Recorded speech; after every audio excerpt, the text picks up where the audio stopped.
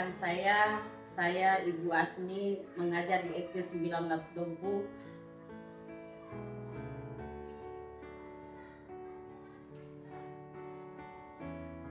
Kita akan belajar bersama-sama firman Tuhan dari Roma 12 ayat 8 ayat 18. Namun sebelum itu mari kita berdoa. Bapa yang maha baik, Bapa yang maha kuasa, Engkau hadir di tengah kehidupan kami sebagaimana adanya. Pada saat ini hamba akan menyampaikan firman Tuhan.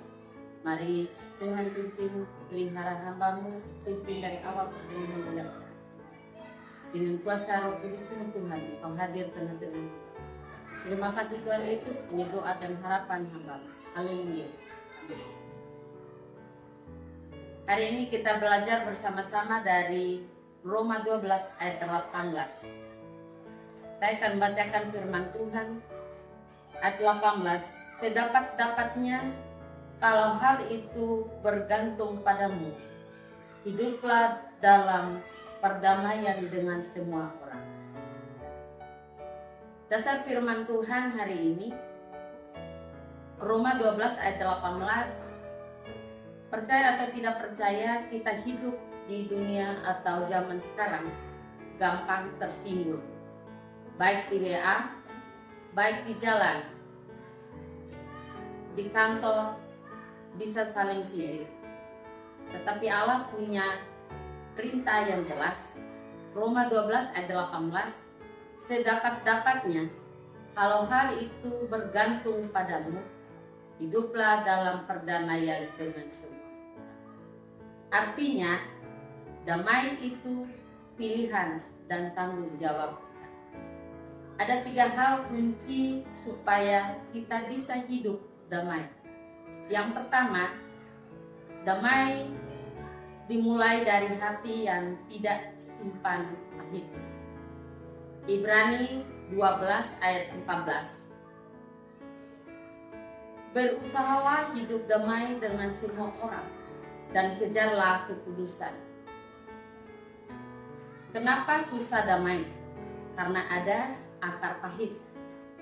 Orang yang simpan sakit hati itu seperti membawa batu dalam tas, yang kemana-mana kita pikul sendiri tas itu dan merasa berat.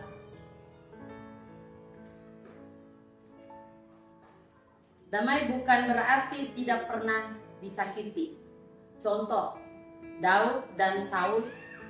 Daud disakiti, dikejar atau dibunuh, tetapi Daud bilang Tuhan yang akan menjadi hakim. Dia tidak balas kejahatan dengan kejahatan. Yang kedua, damai ditunjukkan melalui lidah yang dijaga. Amsal 15 ayat 1. Jawab yang lebih lembut merendahkan kegemaran, tetapi perkataan yang pedas membangkitkan amarah.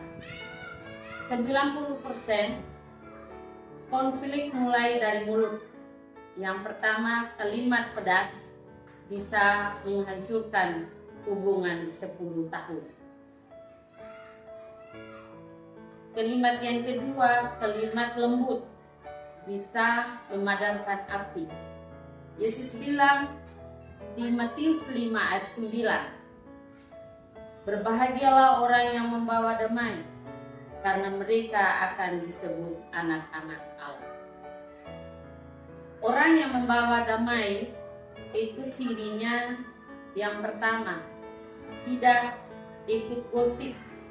Yang kedua, jadi penengah, bukan pengompor. Yang ketiga, kalau marah ditahan dulu 24 jam sebelum berbicara. Pertanyaan buat diri kita masing-masing, apakah mulut saya hari ini membawa damai atau membawa perpecahan? Damai di balik perpecahan. Yang ketiga, damai dibayar dengan kerendahan hati. Filipi 2 ayat 3. Dan dengan rendah hati yang seorang menganggap yang lain lebih utama daripada dirinya sendiri. Tapi sering kita jumpai orang sombong. Sombong sumber pertengkaran. Gue paling benar, dia yang harus minta maaf duluan. Itu tidak menyelesaikan masalah dalam kehidupan kita sehari-hari.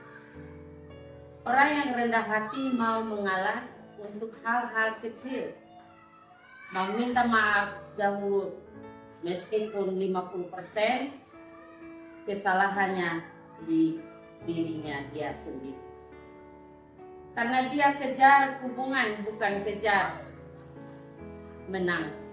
Kalau menang kalah itu soal biasa, tapi merendahkan diri kita itu hal yang luar biasa. Yang perlu kita ingat, lebih baik kehilangan argumen daripada kehilangan saudara. Bapak Ibu yang terkasih dalam Yesus Kristus, kita ini tidak dipanggil untuk benar saja, Tuhan panggil kita untuk benar dan damai. Ingat 3 hal: bersihkan hati, jaga lidah, rendah hati. Karena dunia sudah cukup banyak kebencian, biarlah dari keluarga Allah keluar pembawa damai. Demikianlah firman Tuhan ini, biar firman Tuhan ini menjadi berkat buat kita semua. Mari kita berdoa. Tuhan Yesus, Raja Damai, ajar kami hidup seperti Engkau. Ampuni kami kalau selama ini kami jadi sumber konflik.